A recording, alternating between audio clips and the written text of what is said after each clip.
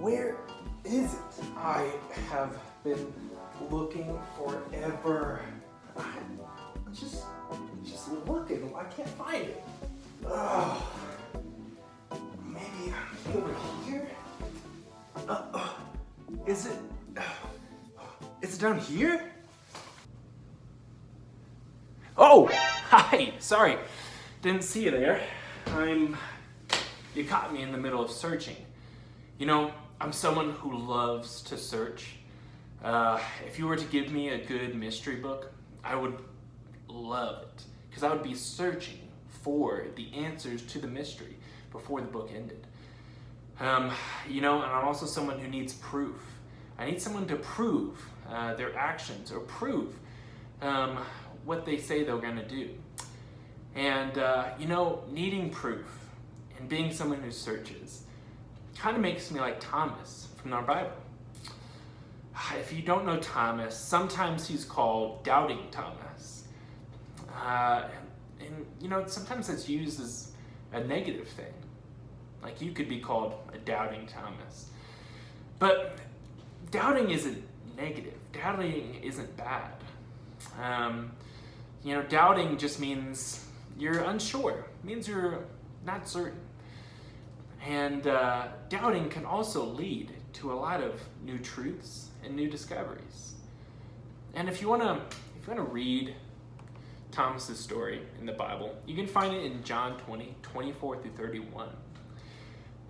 But just so you know, Thomas was someone who walked with Jesus. He was one of Jesus' 12 disciples. And Thomas's story comes in when after Jesus has passed, and he goes and he's talking to the disciples, and they're talking about how they've seen Jesus alive after he's died. So Thomas, kind of like me, says, you know, I need proof.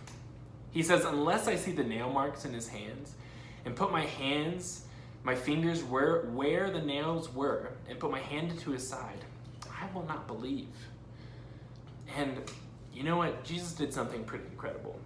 Instead of getting angry at Thomas or punishing Thomas, so while the disciples were talking one day, Jesus came to them and he said to Thomas, hey, look, put your hands where my hands are. Feel for yourself and see for yourself that I am alive. It was truly incredible. And once Thomas saw what he needed to see, he believed. And Jesus says something pretty incredible at the end of this whole interaction. He says, because you have seen me, you have believed. But blessed are those who have not seen me and still believe. You know, I don't know about you, but I haven't seen Jesus. At least not physically. I mean, have you? I mean, Jesus walked the earth a literal thousands of years ago, but that doesn't mean I've seen him. But that can be said for Plato, Aristotle, Abraham Lincoln.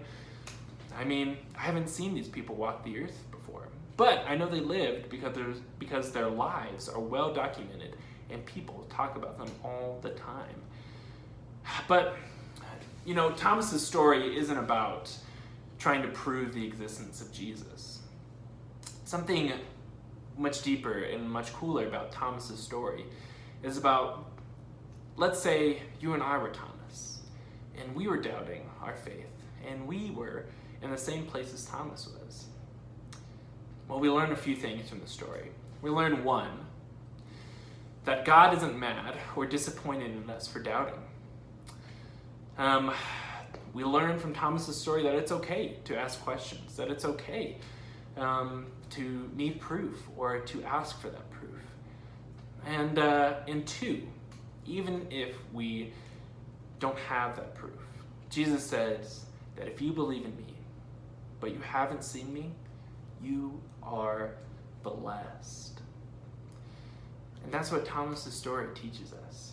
It's a great story for us to learn about our own questions that we have about our faith. And you know what?